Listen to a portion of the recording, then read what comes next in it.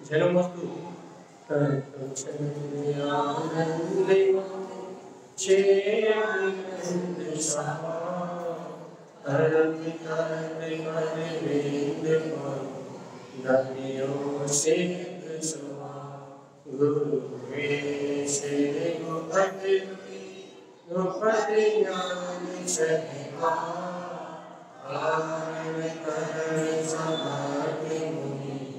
गुरु संसार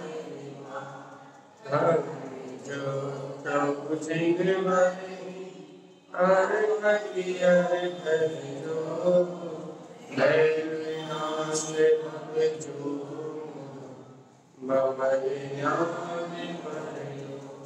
देखो गुरु को धर्म को साक्षी को श्री कानपुर शब्दाचार्य जी मंगलाचरण देवदेवं नमस्कृतं लोकालोके कृपासितं त्रैलोक्यं भुवनाथं ज्योति ओंकारं चाप्रेन्द्रिये ओं धियं श्रियं चिन्ते शुद्धसद्भावपूरितं सम्पूर्णं स्वयमेवं गुरुवातीते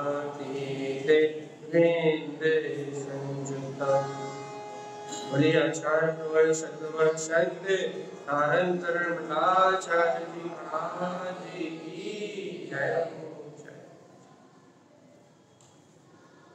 श्री मंगलाचार्य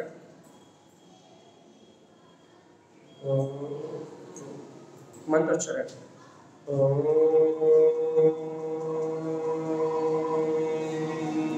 नमः वंशिते नमो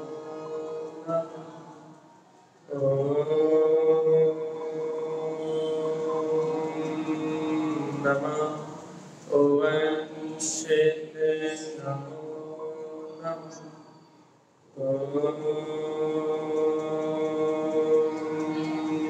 नमः वंशिते नमो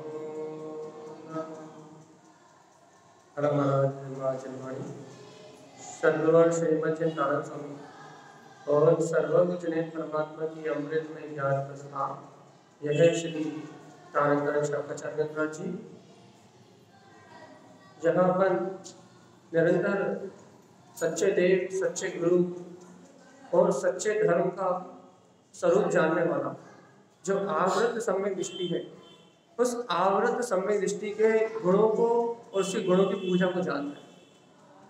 तो कल तक अपना विषय था कि गुरु लोक वेदन्ते, गुरु वे हैं जो तीनों लोगों का वेदन कर रहे हैं। ध्यान धर्मम च संयुक्तम, जो धर्म ध्यान से संयुक्त है। तद्गुणम, भैया ऐसे जो गुण रूप है, तद्गुणम साधम नित्यम, भैया ऐसे उनके गुणों को साधना, ऐसे गुरुओं की श्रद्धा करना, उन्हीं के समान अपने स्वभाव को प्रकट करना नित्य रत्नात्रय अलंकृतम, इससे रत्नात्रय धर्म की प्राप्ति। यहाँ तक अपन वांछन कर चुके थे, ये रिवीजन है अपना। अब अपन चल रहा है अगली बात। अपन तीन चीज जानते हैं, एक देव वंदना, देव के गुणों की पूजा, एक गुरु वंदना, दूसरी गुरु के गुणों की पूजा, और तीसरी है शास्त्र वंदना। तो अब उसकी बात चल रही है। तारा समय कह रहे हैं स्वाध्याय शुद्ध दवम चिंते, स्वाध्याय की बात कर रहे हैं। कल भी अपन ने थोड़ा सा विषय लिया था, क्या कह रहे तारा स्वामी, स्वाध्याय शुद्ध दवम चिंते। वास्तव में स्वाध्याय क्या है? रियल में आप स्वाध्याय किसे कहोगे? तो तारा स्वामी कहना है स्वाध्याय शुद्ध ध्रुवम चिंते, अपने शुद्ध ध्रुव आत्मा का। देखो भैया, आत्मा कर्म अवस्था रूप चिंतन करना स्वाध्याय नहीं। मतलब मैं रागी हूँ, मैं देशी हूँ, मुझसे कितने अपराध हो गए, ऐसी गिलानी का भाव आना कभी स्वाध्याय नहीं। कब से मैं संसार में जन्म मरण कर रहा हूँ, मेरी मुक्ति क्यों नहीं हो रही? अब मुक्ति क्यों नहीं हो रही, ये विचार करके मुक्ति का मार्ग अपनाओ तो ठीक, लेकिन मेरी मुक्ति क्यों नहीं हो रही, मैं संसार से मुक्त क्यों नहीं हो रहा, ऐसा विचार करना भी स्वाध्याय नहीं। आत्मा वर्तमान में इस पर्याय में है, कौन से पर्याय से आए, क्या कर रही है, इसका विचार करना भी मोक्ष मार्ग नहीं। क्यों भैया? क्योंकि तारा स्वामी कह रहे हैं ये सब क्षणिक अवस्था है और आत्मा की कर्मोदय के संयोग से नरक में रही, निगोद में रही, मनुष्य गति में आ गई, फिर नरक चली जाएगी, फिर निगोद चली जाएगी। सुन रहे हैं अपन, समझ रहे हैं, लेकिन इसका नाम भी स्वाध्याय नहीं। तो इसका नाम भी स्वाध्याय नहीं तो फिर अरे इसका तो छोड़ो, जब इसका नाम स्वाध्याय नहीं है फिर हम घर में कैसे उठ रहे हैं, कितने व्रत कर रहे हैं, कितने नियम कर रहे हैं, हम कैसा खा रहे हैं, कैसा चल रहे हैं, कैसा फिर रहे हैं। जब हम क्या कह रहे हैं, जब आत्मा कहाँ से आई कहाँ गई इसका विचार करना स्वाध्याय नहीं है। तो घर में जो क्रियाएं हो रही है, मकान दुकान स्त्री पुत्र परिवार इन सबकी, तो इनका विचार करना तो फिर विकथा ही है, ठीक है ना, विकथा ही अज्ञानी है। तो फिर स्वाध्याय किसका नाम है? तो तारण स्वामी कह रहा है शुद्ध, जहां आपको यह बोध हो, जहां आपको यह पता लगे ये कर्म उदय से जो अवस्थाएं चल रही है, कर्म उदय यानी जो परिणाम है, इससे रहित मैं शुद्ध हूं। जहां शुद्ध और ध्रुव, ध्रुव मतलब जो शाश्वत है, अभेद है, अविनाशी है, इन अनेक पर्यायों के परिणाम होने के बाद भी जिसके अस्तित्व में जरा सा भी अंतर नहीं आया। समझ में आई कि नहीं आई ये बात? अपने गले उतरी कि नहीं उतरी? स्वाध्याय किसका नाम है भैया? हमने कहानी पढ़ ली, रामचंद्र जी की पढ़ ली है ना, वीतरागी भगवान राम की पढ़ ली है ना, भरत जी की पढ़ ली, भरत जी घर में वैरागी पढ़ लिया, और क्या लगे हमने पितमानी योग की बहुत सारी कहानी पढ़ ली, 27 तत्वों को पढ़ लिया, और क्या पढ़ लिया भैया हमने, है ना भैया, हमने चरणानी योग चारित्र पढ़ लिया है ना, और क्या कर लिया कर्णानी योग में कर्म सिद्धांत, कर्मों की 10 अवस्थाएं पुरस्थान पढ़ लिए भैया, बहुत अच्छा किया भाई, सब कुछ पढ़ लिया, लेकिन इसका नाम स्वाध्याय है कि नहीं? ये स्वाध्याय का ही तो क्रम है ना, ये हम जो पढ़ रहे हैं ये सब स्वाध्याय की तो परिपाटी है ना।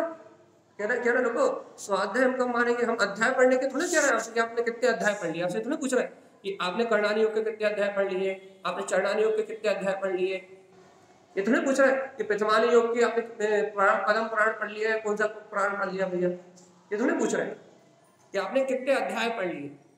अध्याय की बात नहीं चल रही।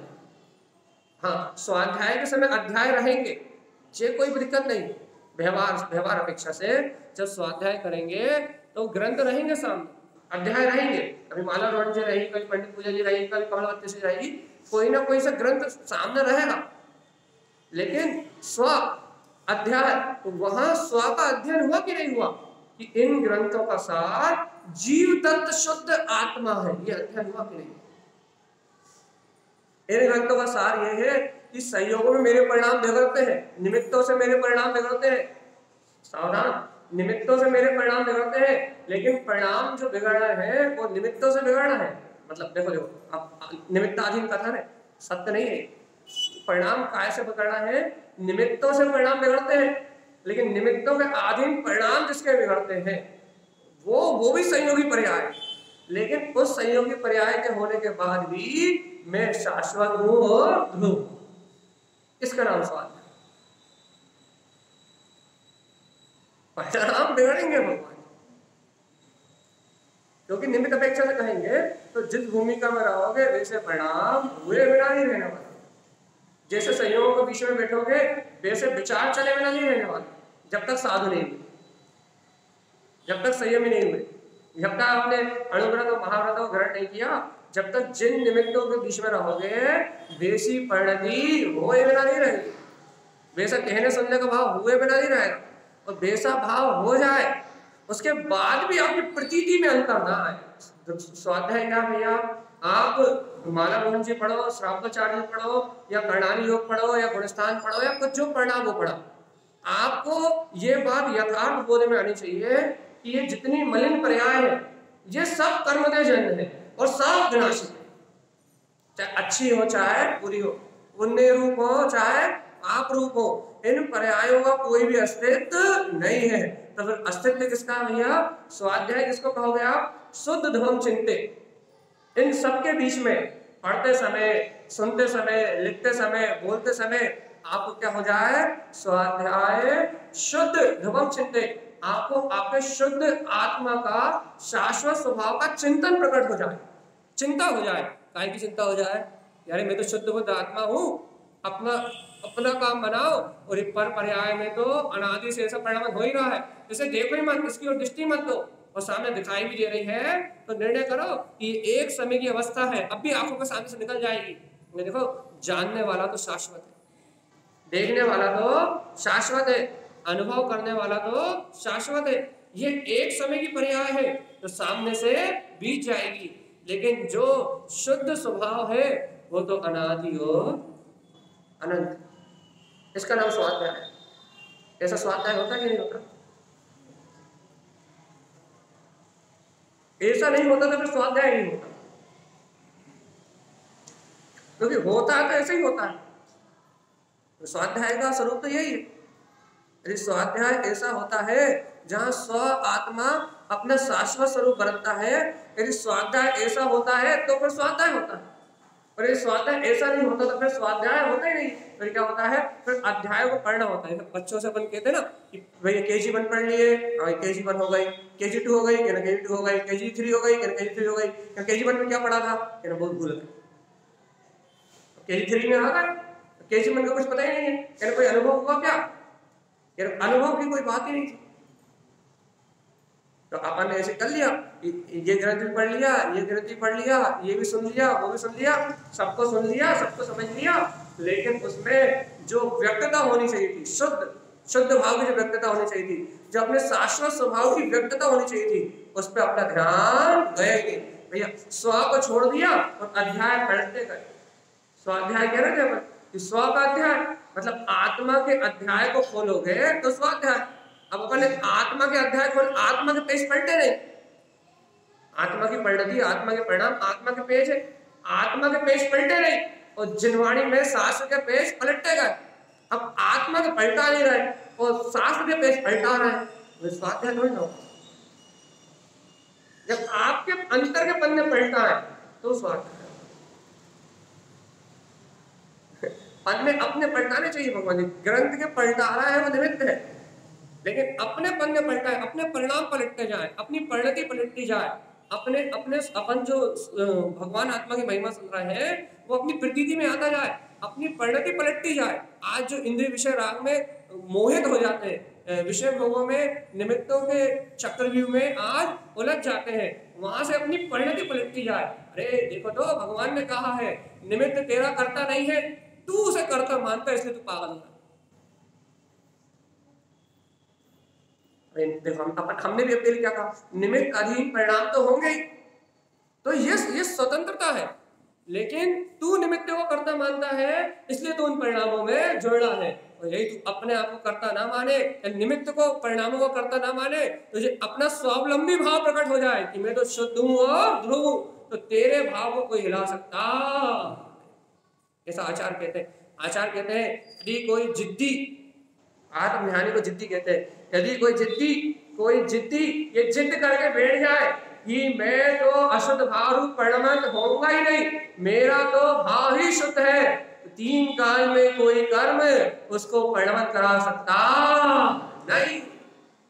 जिद्दी है, जिद्दी है, ये क्या नहीं है भाई? भगवान जी जिद्दी हो कि नहीं? आएगी जिद। देखो तो आचार्यों की बात ऐसी है अटपटी, अपने दिमाग की संपट में बैठ जाए तो अपना कल्याण हो जाए। कितनी अचूक बात कह रहा है। यदि कोई जिद्दी सब डाला उन्होंने, यदि कोई जिद्दी ये ठान के बैठ जाए कि मैं अशुद्ध भाव रूप इन कर्म रूप परिणमित होऊंगा ही नहीं, तो कहने के सारे कर्म बाहर से आके निकल जाएंगे, उसको स्पर्श भी नहीं कर सकते। वो तो जिद्दी है, वो तो बैठ गया मान। अब क्या करना होगा?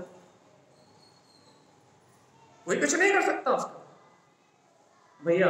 और जब तक अपन ऐसा ठोस निर्णय नहीं कर रहे, जब तक अपन ऐसे ध्रुव आत्मा का, शुद्ध आत्मा का ठोस निश्चय नहीं कर रहा है, तब तक ये कर्मों के साथ जुड़ रहा है, इन कर्मों के साथ बह रहा है, इन कर्मों की माया में चकरा रहा है, और यदि एक बार यदि सच्चा निर्णय हो जाए, जिद्द हो जाए, हम तो शुद्ध स्वभाव है और कोई कर्म हमें परिणामित करा सकता नहीं है, एक बार यदि सच्ची जिद्द हो जाए तो भगवान आत्मा तुम्हें कोई ना नर्क ले जा सकता, ना निरोध ले जा सकता, ना चार गति में दुखी कर सकता। अरे अजर अमर अविनाशी भगवान आत्मा है, इसकी सामर्थ्य से ज्यादा सामर्थ्य किसी में नहीं। देखो अपन खुद कायर बन जाओ, क्या कायर बन जाओ भाई, कर्म किसी को नहीं छोड़ते तो बात अलग। अपन स्वयं कायर बन जाओ, क्या कायर बन जाओ कि निमित्त आधीन परिणाम तो होते ही है तो बात अलग है। लेकिन यदि अपन स्वयं पुरुषार्थ जगा लो, बताओ फिर क्या,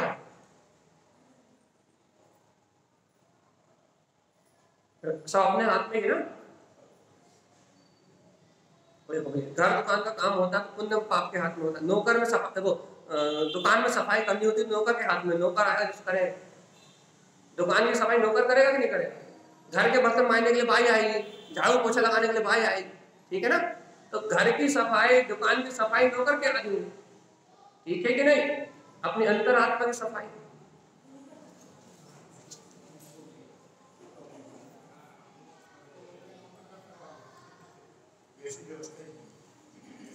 अब एक नौकर लगा लो आत्मा की सफाई के लिए, मन की सफाई के लिए लगाओ, लगा नौकर।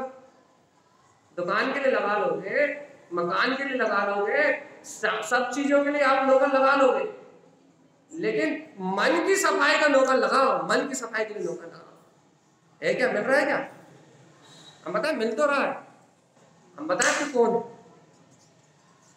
बता दे है, ये बैठा हुआ तो सुना रहा है जबरदस्ती, मन की सफाई का नौकर, जबरदस्ती। देखो भैया, नौकर तो सब जगह अपने पुण्य की वजह से मिलते।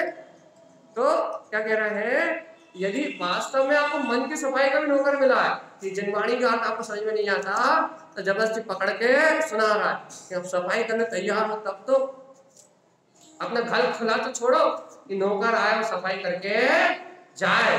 भगवान आत्मा अपनी मिथ्या मान्यताओं से, अपनी अज्ञान मान्यताओं से अपने अपने मन के कपाट बंद कर रखे, अपने अपने हृदय के कपाट बंद कर रखे, और हृदय के कपाट बंद करने के कारण से ये नौकर भी अंदर नहीं घुस पा रहा, ये भगवान की बात भी हृदय तक नहीं पहुंच रही कि भगवान की बात अंदर चली जाए और मन साफ हो जाए, और इतनी देर के लिए तो हो जाए, कोई किसी का करता धरता नहीं, इतनी देर के लिए तो भगवान की वाणी स्वीकार हो जाए कि मैं तो गायक तत्व भगवान आत्मा ही हूं, ब्रह्मांड बढ़ जाए, लेकिन मेरी ध्रुवता में अंतर नहीं आता, नहीं आता, नहीं आता। इसका नाम स्वाद। हो रहा है कि नहीं हो रहा? अरे हम तो इतना कह रहा है, इतने दिन अपन तत्व चर्चा सुन रहा है, स्वाद का अध्ययन होने लगा कि नहीं होने लगा कि हम कब विकारी परिणाम में बैठे हैं, कब हमें अपनी स्मृति आती है, कब हमें भेद ज्ञान रहता है, और कब हम भेद ज्ञान को छोड़े मूर्छित हो जाते हैं। इतना आत्मा का अध्ययन होने लगा कि नहीं होने लगा, कब हम सुख भाव में रह रहे हैं, कब हम असुख भाव में रह रहे हैं, कब हमें आत्मा का स्मरण है और कब हम मोह राग देश में गाफिल हो रहे हैं। इतना अध्ययन होने लगा कि नहीं होने लगा? इतना होने लगा तो स्वाध्याय होने लगा। आपको पता लगा, आप जाग गए, आप अनादिकाल से सोए हुए थे, आप और हम अनादिकाल से सोए हुए थे, तो क्या पता नहीं लग रहा था कि हम कब पुण्य कर रहे हैं, कब पाप कर रहे हैं, हम बेहोश ही थे, होश में नहीं थे कि कब हम कहाँ जा रहे हैं।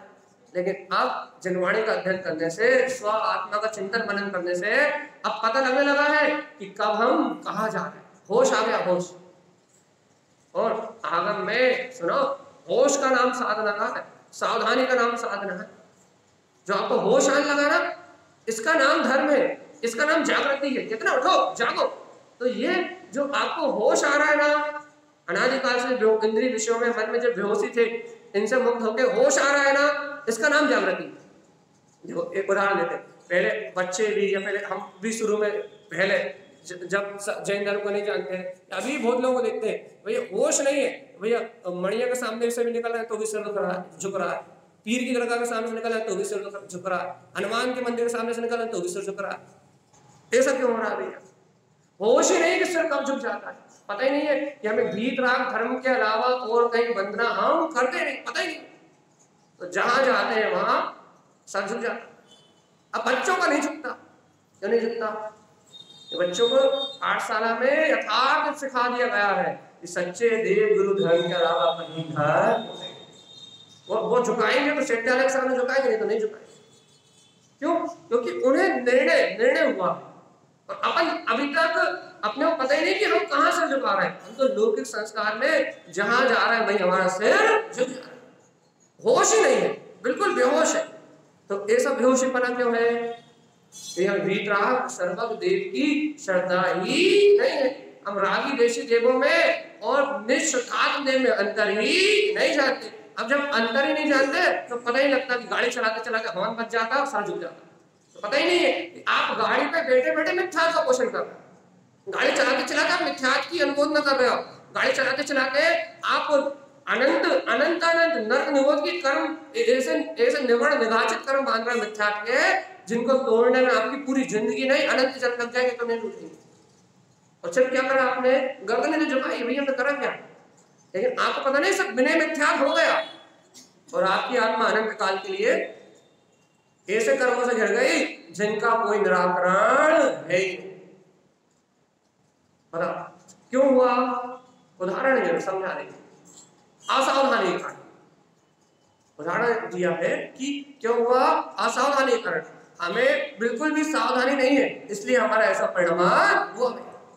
अनजाने में अनंत कर्म मान ली। अब भैया ऐसे ऐसे ऐसे अनादि काल से स्वाध्याय शुद्ध चिंतन, स्वाध्याय शुद्ध धर्म चिंतन, अनादि काल से इस जीव को ये बोध ही नहीं था क्या कि मैं स्व आत्मा ही शुद्ध हूँ और रूप हूँ। मेरा तो जन्म मरण होता ही नहीं है, मुझे तो भूख प्यास लगती नहीं है, मैं तो राग आदि विकारी भाव करता ही नहीं हूँ। मेरा तो इस पर्यायों में कर्म धाराओं में मेरा तो कोई परिणाम है ही नहीं। मैं तो परम परिणाम एक ध्रुव शाश्वत आत्मा हूँ। बोध ही नहीं था। तो बोध ही नहीं था तो क्या कर रहा था? अब भैया राग भी कर रहा था, देश भी कर रहा था, मोह भी कर रहा था। जैसे निमित्त मिल रहे थे, जैसे संयोग बन रहे थे, उन संयोगों में ढलता जा रहा था। क्या क्या सच्चे देव, क्या गुरुदेव, क्या अदेव, क्या मिथ्या देव, हमारा हित काय से होगा, हमारा कल्याण काय से होगा, कोई विचार ही नहीं था भैया। अब क्या होता भैया? अब क्या होता? अब यदि थोड़े भी परिणाम बिगड़ते हैं, थोड़ी भी कसाय का निमित्त मिलता है, तीव्र कसाय का, या थोड़े भी ऐसे निमित्त मिलते हैं जिससे भाव अधिक बिगड़े, तो क्या होने लगता है? तुरंत सावधानी आती है। अरे कहाँ जा रहा है जीवात्मा, कहाँ पागल हो रहा है? तुम्हें पता है इसके कर्म का बंध कितना हो जाएगा? तुरंत सावधानी आती है। और जो सावधानी आती है ये शुरुआत है, यही जागृति का अंश है, यही चेतना की जागृति का अंश है। यही अनादि काल से सोया हुआ ये चेतन आत्मा जाग गया है, जागृति आई है। अब इस जागृति को बनाए रखना अपना काम, स्वाध्याय से, चिंतन से, मनन से, अपने शुद्ध ध्रुव आत्मा का स्मरण से, निरंतर भेद ज्ञान करके इस जागृति को बनाए रखना अपना परम कर्तव्य। ये अपना पहला कर्तव्य ये कि हमें जो जागृति आ गई अब ये मूर्छा में न बदले। और कब नहीं बदलेगी? जब आप निरंतर स्वाध्याय से जुड़े रहोगे तो आपको रोज नया चिंतन मिलता है और आपकी चेतना सोएगी नहीं। जब आप स्वाध्याय करोगे, तत्व चर्चा में जुड़ोगे, चैतन्य से आओगे, तो क्या होगा? आपको रोज एनर्जी मिलती रहेगी, रोज आपको आत्मा का चिंतन मिलता रहेगा। और भोग, विषय भोग असत्य है, इनसे अपना संबंध नहीं है, तो आपकी मूर्छा नहीं बढ़ेगी। तो देखो भैया, कर्म तो अनादि काल के है कि नहीं है? है कि नहीं है? और अनादि काल से मैं इन कर्मों में मूर्छित हो रहा हूँ कि नहीं हो रहा? अनादि काल से मेरी आत्मा इन कर्मों में मूर्छित हो रही है कि नहीं हो रही? तो देखो, मैं भी अनादि काल से संसार में हूँ और मोहिनी आदि कर्मों से अनंत काल से मूर्छा भी बनी हुई है भाई। अब अपना कर्तव्य है इस मूर्छा को तोड़ना। कैसे तोड़ोगे? कोई निमित्त मिला, कोई निमित्त मिला, जैसे कोई अभद्र व्यवहार करने वाला मिला भैया, कोई रास्ते से शराबी गुजरा, क्या परिणाम आए? अरे कैसा नशेला है, मारो भगाओ साले को। तो जरा हो जाए, अरे ये तो वर्तमान में इसका परिणाम है, कर्म अधीन उदय अधीन व्यवस्था है। ये जो इसका नशा है ये उदय अधीन व्यवस्था है। और अनादि काल से मैं भी मोह की मदरा में ऐसे पागल बन के घूम रहा हूँ। ये तो बाहर में पागल लग रहा है, लेकिन वास्तव में सच्चा पागल तो मैं अनादि काल से हूँ, जो इंद्रिय विषयों में उलझा हुआ हूँ, मोह की शराब पी के बैठ रहा हूँ। उस शराब से ग्रहण मत करो, अरे मोहे से गिला नहीं करो और पर से ममत्व छोड़ो। और हे आत्मा शुद्ध ध्रुव, मैं आत्मा शुद्ध हूँ और ध्रुव हूँ, ये सब एक ज्ञान की ज्योति जगा है। भिन्न भिन्न कर लो अपने आप को। यदि इस परिणाम से जुड़े और उससे द्वेष किया तो अगला भाव तुम्हारा निश्चित। उससे जुड़े और उससे द्वेष किया और अगला भाव तुम्हारा निश्चित। जब भी मनुष्य बनोगे, यदि कदाचित बने तो निगोच चलेगा, कोई बात नहीं। और यदि कदाचित 2000 सागर की 10 प्रयाग पूरी करके निगोच चलेगा है तो फिर तो हिसाब खत्म, जीरो, फिर तो सब 0 हो जाएगा, बैलेंस खत्म। और यदि गलती से फिर कभी मनुष्य प्रयाग मिली तो तुमने जो व्यवहार किया था तुम्हें वो वही का वही लौटेगा।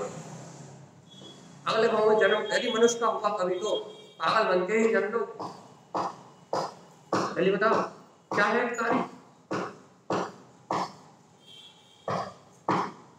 अभी सही में नहीं आई। जैसे अब क्या उदाहरण है, जैसे रोड से नाना प्रकार की चीज निकलते हैं। जैसे कि अब कल ही चर्चा कर रहे थे, कोई अभद्र कपड़े पहन के निकल रहा, कुशील आदि का सेवन करने के भाव हो रहे हैं, अभद्र कपड़े देख के अपना मन विचलित हो रहा हो, क्या निर्णय करोगे? अपन ने कल रात में पढ़ा था नहीं पढ़ा था, कटाक्ष और निरीक्षण। तो क्या करेंगे अपन वहां जुड़े रहेंगे क्या? अज्ञान में जैसी प्रवृत्ति करते थे, अज्ञान में जैसा निरीक्षण जैसे करते हैं क्या करते हैं? तत्काल वहां से अपना उपयोग हटा के, तत्काल वहां से अपनी दृष्टि हटा के क्या करते हैं कि ये जो कर्म बन रहे हैं, इन कर्मों से जो बंद होगा वो मेरे को नरक का कारण बनेगा, वो मुझे दुर्गति की ओर लेके जाएगा। इसे क्या करते हैं? तत्काल वहां से अपने परिणाम हटा के और अपने आप को समता में लाते हैं। और क्या विचार करते हैं? ये तो पंचम काल है, यहाँ तो शील आदि धर्म का तो लोपन होना ही है, यहाँ तो कुशील का सेवन होना ही है। जीवात्मा तुम्हें अपना हित करना है, जो तुम्हें इन निमित्तों से अपनी दृष्टि हटानी पड़ेगी। निमित्तों को नहीं बदल सकते कि तुम उन निमित्तों को तुम समझा दो, तुम उनको सुधार दो, तुम उन्हें नहीं बदल सकते। नहीं तुम बदल सकते हो तो किसे बदल सकते हो? अपनी नजरें हटा सकते हो, अपनी दृष्टि बदल सकते हो, निमित्त नहीं बदल सकते। तो क्या कहना चाह रहे हैं भैया कि जब तक जीव को अपने शुद्ध होने का, अपने ध्रुव होने का बोध नहीं आएगा, जब तक वो इन पापों को छोड़ना नहीं चाहेगा, वो इन व्यसनों से दूर नहीं होना चाहेगा, वो इन विकारी परिणामों से हटना नहीं चाहेगा, क्योंकि विकारी परिणामों से वो ही हटना चाहेगा जिसे मैं शुद्ध हूं ऐसा बोध आ गया, वो ही हटना चाहेगा। गंदगी को वो ही छोड़ेगा जो नहा धो के बढ़िया बिल्कुल चैत्य आने के लिए धुले हुए वस्त्र पहन के आया होना, तो बिल्कुल एकदम बिल्कुल सट के एकदम बिल्कुल सावधानी चलेगा, किसी टच भी नहीं होना चाहेगा। क्यों टच नहीं होना चाहेगा? वो जनवाणी की आरती करेंगे, जनवाणी का स्वाध्याय करेंगे, किसी से छू भी ना जाए, किसी से स्पर्श भी ना हो जाए, बड़े अच्छी शुद्धि से बड़े अच्छे कपड़े पहन के आए हैं तो कहीं स्पर्श भी ना हो जाए, इतनी सावधानी चलेगा। अब इतनी सावधानी चलने का भाव क्यों आ रहा है? क्योंकि ये धारणा अंदर बैठी हुई है कि हम चैत्यालय जिनवाणी का दर्शन करने जा रहे हैं और धुले हुए साफ सुथरे स्वच्छ वस्त्र पहन के जा रहे हैं, तो अब भैया कोई मलिनता छू भी ना जाए, तो जनवाणी पढ़ेंगे, हम स्वाध्याय करेंगे, जनवाणी का अभिनय ना हो जाए। तो शरीर के कपड़ों की शुद्धि का बोध होने के कारण, शरीर की, कपड़ों की और भाव की, तीनों की, इन तीन की शुद्धि का बोध होने के कारण कोई बुरा व्यक्ति मिलेगा तो आप गाली को पकड़ा हो तो आप गाली भी नहीं बकोगे, कोई आपको कोई ठेला लगा चाट का तो आपको वो ग्रहण करने का भाव भी नहीं आएगा, हम तो चैत्यालय जा रहे हैं। कोई यदि बिना नहाए धोए व्यक्ति निकलेगा, छूने का भाव भी नहीं आएगा। कपड़े इतना देख के चलोगे नीचे कीचड़ ना उछड़ जाए, कीचड़ में पैर ना चला जाए, कपड़े में कीचड़ ना आ जाए, कितनी सावधानी हो जाएगी। सिर्फ कितनी देर के लिए मंदिर आने के लिए, वो किस कारण से हो गई? वो सिर्फ शुद्धि, शरीर शुद्ध है, अभी भाव शुद्ध है और कपड़े शुद्ध है, ये तीन शुद्धि के चक्कर में सबकी सुरक्षा होती हुआ जाओगे। बताओ, शुद्धि का भाव आया तो वो बाहर की अशुद्धि को दूर करने के लिए तत्पर हुए कि नहीं हुए? ऐसे भगवान आत्मा, जिस दिन मैं आत्मा शाश्वत हूँ, शुद्ध हूँ और अनादि से प्रकाश शुद्ध हूँ, जिस दिन मैं आत्मा शुद्ध हूँ, ये बोल अंदर से आ जाएगा कि मेरी आत्मा ही शाश्वत शुद्ध है। जिस पल यह बोध आएगा उस पल भगवान आत्मा अपने आप ऑटोमेटिकली, ये राग भाव चल रहा है, इनसे नहीं जुड़ना, ये मोह भाव चल रहा है, इनसे नहीं जुड़ना।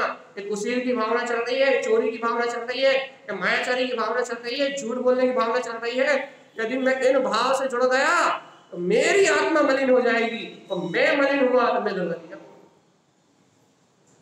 बिना शुद्धता का बोध आए आप अशुद्धता का परिहार कर ही नहीं सकते। बिना शाश्वतता का बोध आए आप क्षणभंगुर पर्यायों का परिहार कर ही नहीं सकते। जैसे आपको ध्रुव शाश्वत नित्य होने का बोध आएगा तो आपके अंतर से क्या भावना आ जाएगी, भैया इन क्षणभंगुर पर्याय से हमारा कोई संबंध नहीं। ये क्षणभंगुर पर्याय तो आने और जाने वाली है। ये तो कभी नरक रूप थी, कभी देवगति रूप है, कभी मनुष्य गति रूप है, और कभी निगोद रूप हो जाएगी। एक इंद्र दो इंद्र पर्याय रूप हो जाएगी। इन आने वाली पर्यायों का जाने वाली पर्याय कोई हिसाब किताब नहीं है। अनंत काल से अनंत हो गई, लेकिन देखो तो मेरा आत्मा तो जैसा का तैसा बना, इसमें अंतर नहीं आया।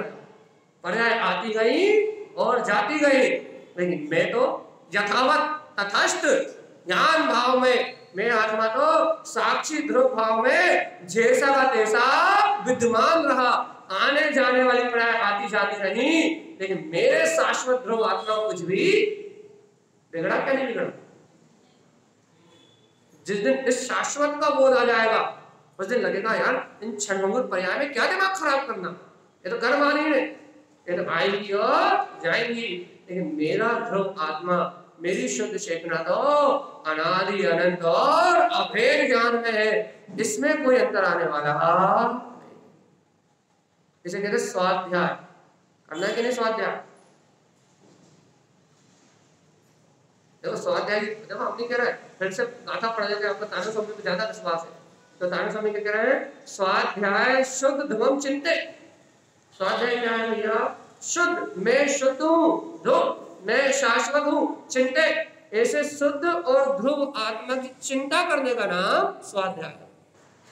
अब वो चिंता घर में बैठ के हो रही हो, चिकित्सालय में बैठ के हो रही हो, दुकान पर बैठ के हो रही हो, या फिर आप वर्ल्ड के किसी भी अशुद्ध या शुद्ध स्थान पर बैठे हो, वो आत्मा की चिंता जहां हो रही हो वहां स्वाध्याय, जहां भी हो रही हो, चाहे व्यापार करते समय हो रही हो, चाहे नोट गिनते समय हो रही हो, चाहे रोटी बनाते समय हो रही हो, लेकिन उस आत्मा की चिंता जहां हो रही है वहां स्वाध्याय है, और जहां उसकी चिंता नहीं हो रही वहां संसार। बताओ भैया स्वाध्याय है कि नहीं है। देखो भैया हम आगे बढ़ जाए, आप कहो पंडित जी भाई स्वाध्याय के शब्द में आपने 35 मिनट खा लिए, आगे बढ़ जाते हैं। शुद्ध स्वाध्याय शुद्ध ध्रुवम चिंते, और देखो उस स्वाध्याय से क्या होना चाहिए, देखो प्रमाण, आप अपनी परिणति को प्रमाण करो, मिलान करके बताओ तारण स्वामी की गाथा से, तो मानेंगे सम्यक दृष्टि। तारण स्वामी की गाथा से मिलान करके बताओ तो मानेंगे तारण स्वामी के कुल में जन्म लिया, तारण स्वामी के लघुनंदन शिष्य हो, तारण स्वामी की जय बोलना बेकार। क्या कह रहे हैं, स्वाध्याय शुद्ध ध्रुवम चिंते, और क्या इसका प्रमाण क्या है, शुद्ध तत्व प्रकाश कम। सुनो तो, जो भव्य आत्मा अपने ध्रुव आत्मा का चिंतन करते हैं, मैं शुद्ध हूँ ऐसी चिंता करते हैं, उन्हें क्या होता है, शुद्ध तत्व प्रकाश है। जो अंतर में शुद्ध तत्व शुद्ध आत्मा है ना, उसका स्वानुभव में प्रकाश हो जाता है, ऑटोमेटिक भेद ज्ञान होता है बिना करे। शुद्ध तत्व प्रकाश है, अपने आप चेतना जाग जाती है, और चेतना क्या कहती है, अचेतन भाव तेरा परिणमन नहीं, चाहे अच्छा हो रहा हो चाहे बुरा हो रहा हो, जड़ आदि का परिणमन करने वाला तू नहीं। जैसे कहते हैं चेतना का जागरण, आत्मा का जागरण, आत्म जागरण, और इस आत्म जागरण का नाम मुक्ति है भाई। और जब तक ये आत्म जागरण नहीं है तब तक अनंत अनंत संसार। चेतना का जागरण, और देखो तो कैसा जागरण, तारण स्वामी की अद्भुत बात, तारण स्वामी के हृदय की बात क्या, संपूर्ण, देखो शुद्ध संपूर्ण दृष्टिचा।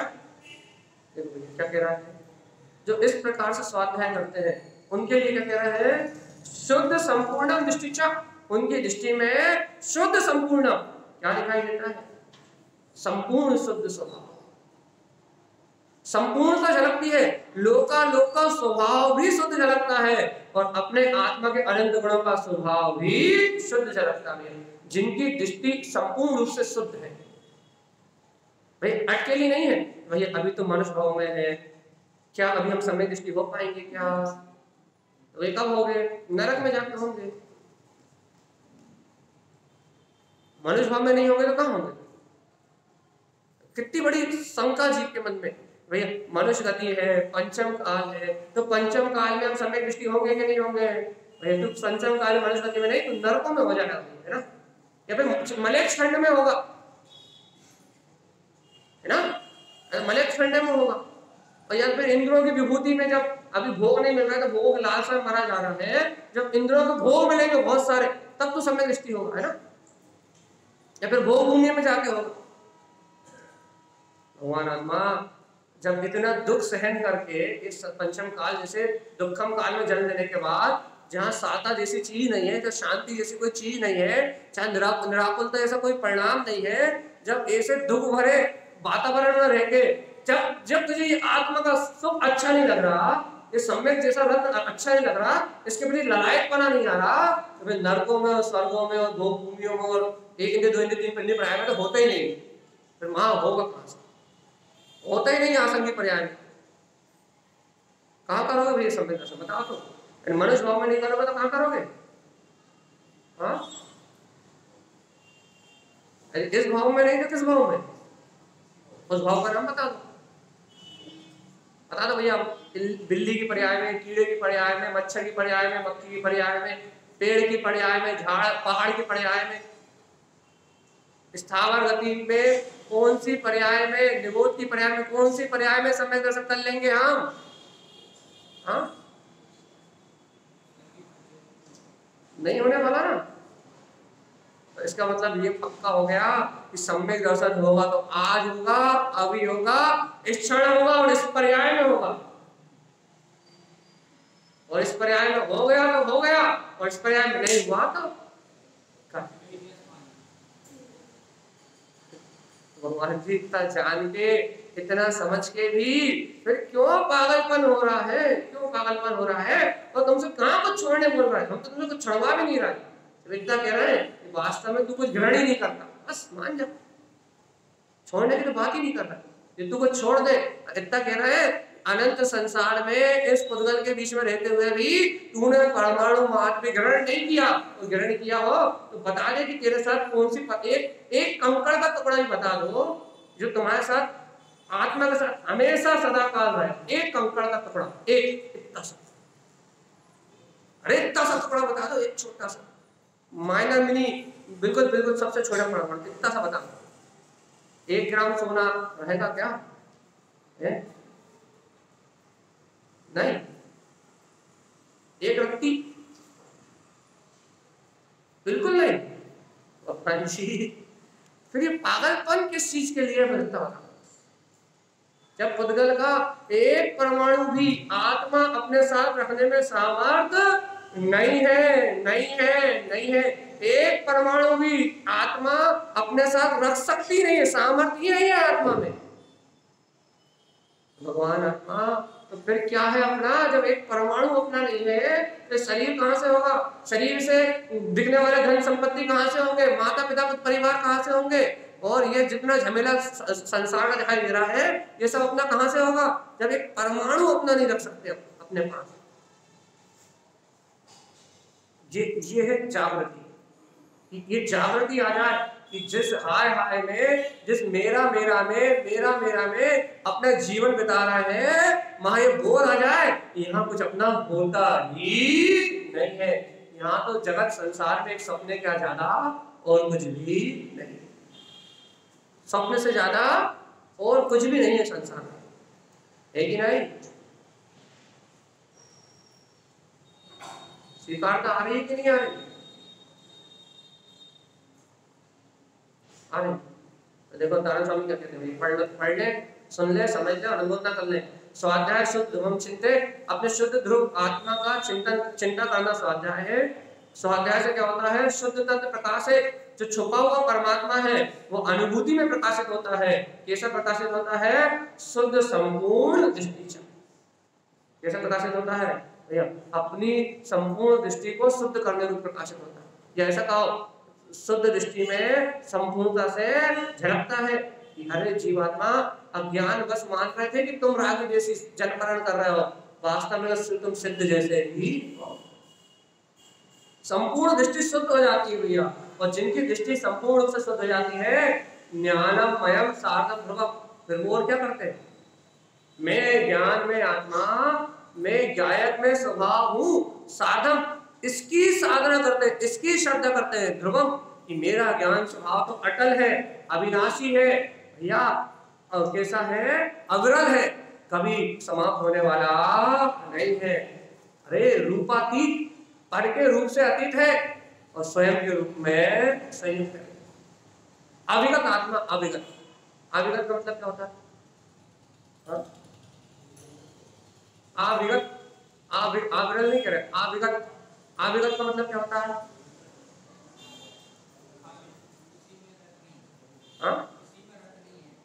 आप विगत कह रहे हैं, विगत का, अविगत का अर्थ क्या होता है? अच्छा, हाँ, विगत का अर्थ क्या होता है? बिला जाना, जो नष्ट होता है, जो नाश होता है, जिसका क्या बोलते हैं, क्षय होता है, जो बिलाएगा उसको कहते हैं विगत। लेकिन आत्मा अविगत है, जिससे कभी कुछ कम होने वाला नहीं, कुछ जिसमें कुछ घटने वाला नहीं है। अविगत स्वभाव आत्मा हूं, जो मेरे पास से कहीं गया नहीं। अविगत मतलब कभी मेरे से दूर नहीं हुआ, मुझसे कभी अलग नहीं हुआ, जैसा का तैसा शाश्वत का शाश्वत है, ध्रुव का ध्रुव है, जिससे कभी पर पर्याय का कोई संबंध नहीं। ऐसा अविगत आत्म स्वभाव मेरा। तो बताओ, ऐसे अविगत स्वभाव की महिमा नहीं है? हाँ, महिमा है, लेकिन महिमा जनवाड़ी में कहीं इसलिए नहीं है, जनेन्द्र में कहीं इसलिए नहीं है। हमने पूछा महिमा है कि नहीं, तुम्हें महिमा है कि नहीं?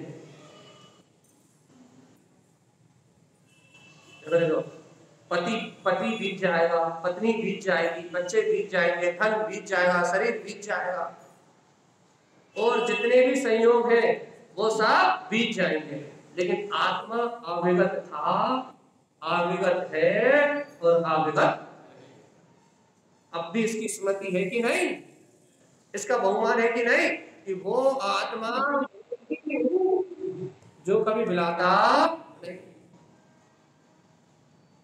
जैसी अंतर की क्रांति जाग जाए, क्रांति खड़ी हो जाए, आत्मा की क्रांति जाग जाएगी, मैं वो आत्मा हूं। उदाहरण स्वामी की देखो महिमा, ज्ञान वयम सार्धम ध्रुवम, क्या कह रहे हैं कि ज्ञान में ऐसे शाश्वत ध्रुव स्वभाव की श्रद्धा करो। तो देखो स्वाध्याय का स्वरूप, स्वाध्याय शुद्ध चिंतन से, शुद्ध आत्मा का चिंतन ही स्वाध्याय।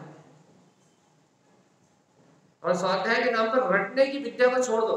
भैया हमने स्तुति पढ़ ली, या हमने आज, भैया हम पूछते लोगों से, भैया आज स्वाध्याय किया कि नहीं किया, कि ना करा, कितने आधे घंटे, क्या क्या करा, भक्तम पढ़ाया है, स्तुति पढ़ा है, इसका नाम स्वाध्याय मानते, भक्ति पढ़ा है, पूजा पढ़ा है।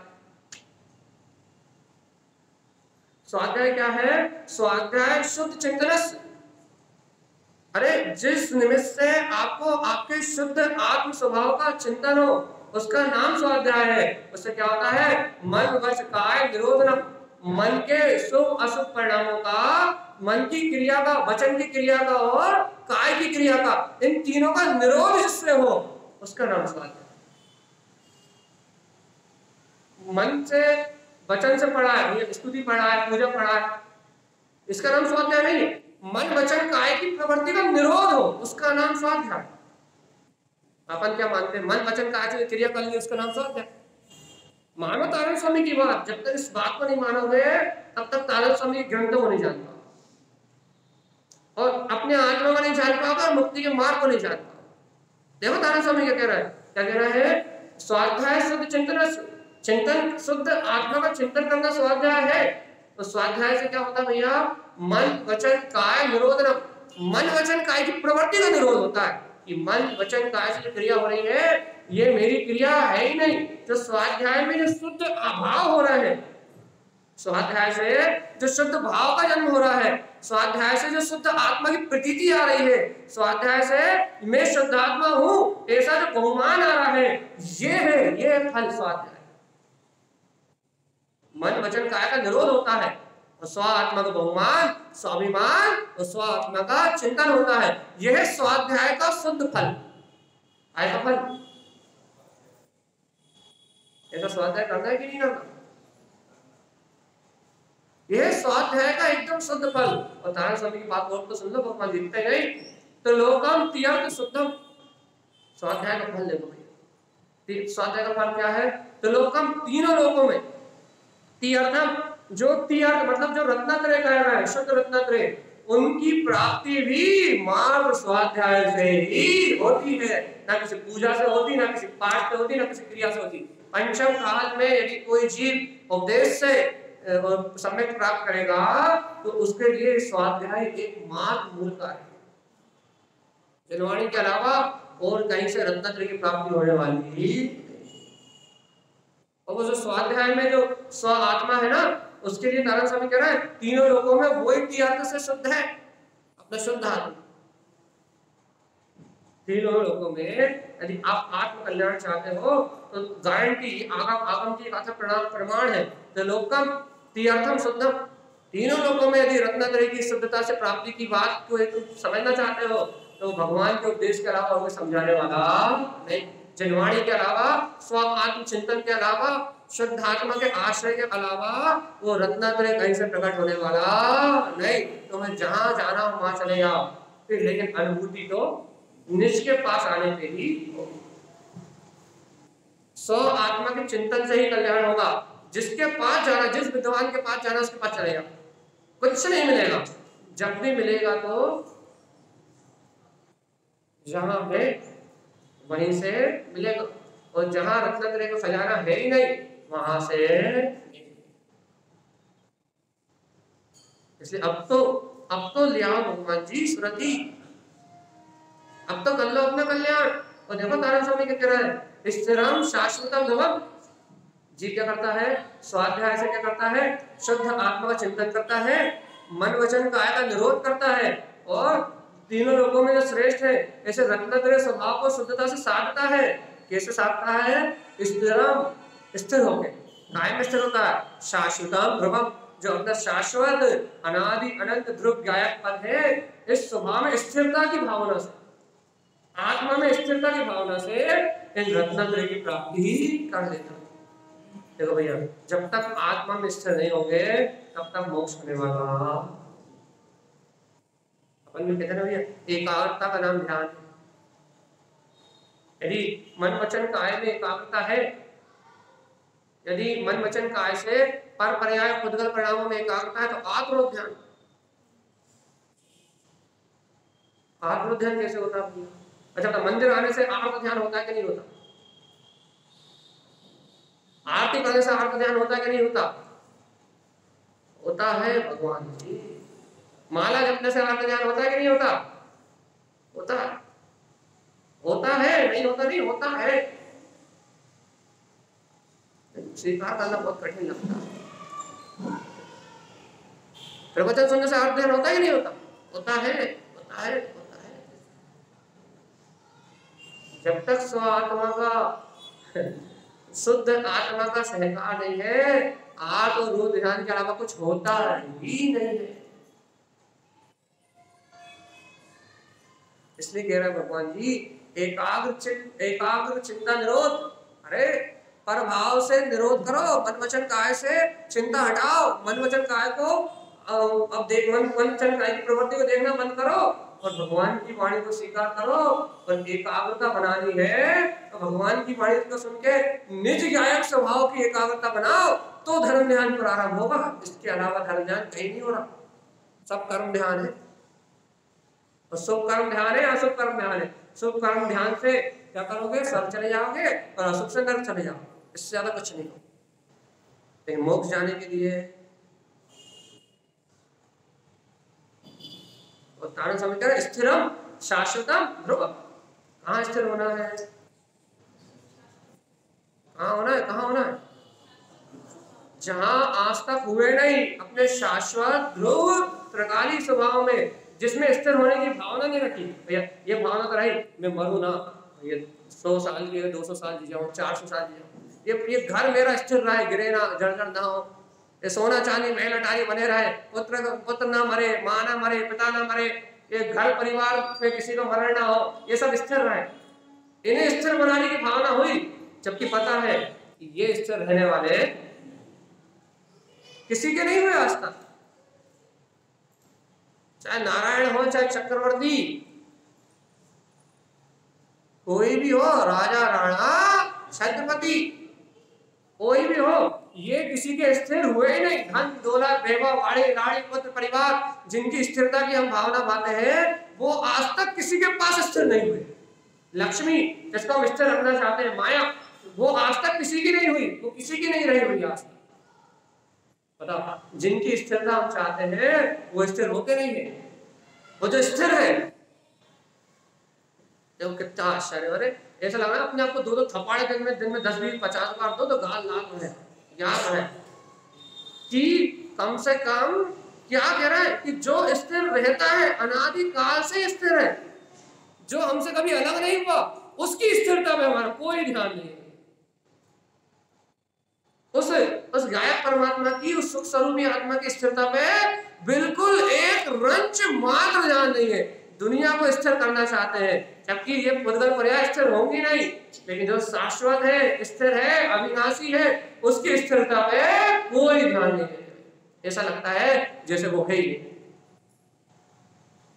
बताओ, जो नहीं है उनको स्थिर कर रहा है, वो कर्म वजह से भेज आएंगे, और जो स्थिर है वो कभी जो बुलाएगा नहीं, उसका कोई स्मरण नहीं, उसकी कोई प्रतीति नहीं, उसका कोई बोध नहीं, उसका कोई बहुमान नहीं, भगवान की वाणी का कोई भी बहुमान नहीं। ये है वे संसार। और जब तक इस प्रकार से अपन संसार में, इस संसार की चक्रधारा में जब तक अपना मन लगा रहेगा भैया, तब तक मुक्ति नहीं मिलेगी। मुक्ति चाहिए, सावधान। क्या कह रहा है तारण स्वामी? तारण स्वामी की बात सुन लो भैया। तारण स्वामी कह रहा है, क्या कह रहा है कि स्वाध्याय शुद्ध आत्मा का चिंतन है, मन वच काय का निरोध करना स्वाध्याय है। तीनों लोगों में जो तीर्थ से शुद्ध तुम्हारा शुद्ध स्वभाव है, उसकी स्मृति रखना स्वाध्याय है। और याद रखना, जो आत्मन स्मृति रखते हैं, स्थिरम शाश्वतम धवम, वे स्थिरता का अभ्यास करते हैं, स्थिरता बढ़ाते हैं, अर्थात मैं एक पल के लिए भी आत्मा को ना भूलूं, ऐसा अभ्यास करते हैं। और इस अभ्यास का नाम साधना है। साधना है, चाहे भोजन कर रहे हो तो भेद ज्ञान हो, चाहे भैया दुकान चला रहे हो तो भेद ज्ञान हो सकता है, चाहे कितने तीव्र क्रोध का परिणाम चल रहा हो, लेकिन ये याद आ जाए कि कसाय का परिणाम है, इसका फल मुझे भोगना पड़ेगा। जितनी जल्दी उत्तम क्षमा मांग लोगे उतनी कम कसाय बनेगी, और जितनी देर करोगे, जितनी देर तक कले मानोगे, यदि भैया 15 दिन से ऊपर हो गई तो आप प्रत्यक्ष खाना कसाय का बंद हो जाएगा। तीव्र मंद नहीं, मंदतर नहीं, मंदतर नहीं। और यदि 6 महीने से ऊपर चल गई तो फिर तो तुम अनंत संसार में ऐसे निराचित कर्म को मान लोगे जिनसे छूटना भी संभव नहीं हो पाएगा। जितनी जल्दी क्षमा मांगोगे उतनी जल्दी आत्मगत हो जाएगा। हम क्यों मांगे? गलती उसकी थी। अरे भगवान, गलती किसी की भी हो, लेकिन मुक्त हमें होना है, उसे नहीं होना। हमें उससे द्वेष बना के हमें अपनी आत्मा को दुर्गति में नहीं ले जाना। जिसे मुक्त होना वो चिंता करेगा अपनी आत्मा, और जिसे मुक्त नहीं होना उसे क्या लेना है? सही बोला। आप छूटना चाहते हैं, वो छूटना चाहता। यदि वो छूटना चाहता तो वो आके आपके पांव पड़ लेता, लेकिन वो तो छूटने नहीं चाहता, वो तो अनंत संसार में रहना चाहता है। आप छूटना चाहते हो कि नहीं? हाँ, अपन चाहते हैं ना, तो अपन चाहते हैं तो अपन निकलो, दूसरा निकले कि ना निकले इसकी चिंता छोड़ो। उसने क्षमा नहीं किया तो ये अपनी टेंशन नहीं है, अपने परिणाम साफ हो गए, अपना घर साफ है, बहुत बढ़िया है। पड़ोसी घर में कचरा पड़ा है, वो साफ कर ही नहीं रहा, तो अपन जाके झाड़ू लगा सकते हैं, बोल सकते हैं, उसे बता सकते हैं कि सफाई से रहने से कितने फायदे हैं, सफाई से रहेगा तो परिवार कितना सुखद रहता है, बता सकते हैं उसे। लेकिन उसके घर में रोज झाड़ू लगाने तो जा सकते नहीं। बात समझ में आई कि नहीं आई? देखो टाइम हो गया। स्वाध्याय क्या है?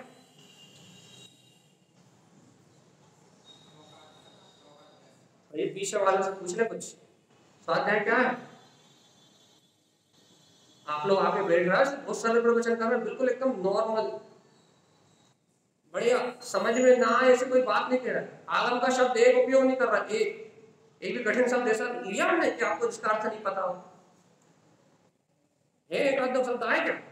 आपत्याख्यान वर्णन कसाय वगैरह एक एक ही शब्द आया होगा, बस एक ही आया होगा बस, कि आप समझ में आया होगा आपत्याख्यान वर्णन कसाय क्या होती है या अनंतर मंदी क्या होती है, ये समझ नहीं आया होगा। लेकिन कसाय तो समझ में आया होगा। अनंतर मंदी मतलब अनंत संसार में बांधे, आपत्याख्यान वर्णन मतलब थोड़े से संसार में बांधे, बांध की दोनों है। तो क्या कहा हमने भैया, कितनी सी बात समझाई कि जितनी जल्दी हम अपने आप को छुड़ाएंगे उतनी जल्दी हम अपने आप को मुक्ति की ओर पहुंच जाएंगे। अब ये बात समझ में आई कि ऊपर से गई? हाँ भाई, अपन गाथा का रिलेट करके आज के अपन सभा पूरी करते हैं। सावधानी से एक एक शब्द ये समझो कि गुरु महाराज सुना रहे हैं। अब गुरु महाराज की बात सुन जाए, हमारी बात सुन जाए, पंडित जी की बात सुनोगे, तारा स्वामी की बात सुनोगे, पंडित जी की बकवास सुनोगे, तारा स्वामी की बात सुनोगे, वो द्वारा हमारा कुछ नहीं होगा। पंडित जी की बकवास सुनना है, तारा स्वामी की बात सुनना है, दो में से एक का निर्णय करना पड़ेगा। तो पंडित जी की बकवास भूल जाओ, अब सुनो तारा स्वामी की बात। स्वाध्याय शुद्ध ध्रुवम चिंतन, ये तारा स्वामी कह रहे हैं, मेरे कह रहे, उनके शब्दों का कि स्वाध्याय क्या है, अपने शुद्ध ध्रुव आत्मा की चिंता हो जाए आपको, अनादि काल से जिसकी चिंता नहीं करी, वो शाश्वत शुद्ध आत्मा का की चिंता हो जाए। उससे क्या होगा भैया, शुद्ध तत्व प्रकाश का जो आत्मा आज तक अनुभव में नहीं आया था वो अनुभव में आने लगेगा भैया। शुद्ध संपूर्ण दृष्टि, जिनकी दृष्टि ऐसे अपने शुद्ध आत्मा से संपूर्ण है, जिन्होंने ऐसी शुद्ध दृष्टि को प्राप्त कर लिया भैया, ज्ञानमयम साठम ध्रुवम, वो जी क्या करते हैं, अपने ज्ञान में ध्रुव स्वभाव की साधना करते हैं।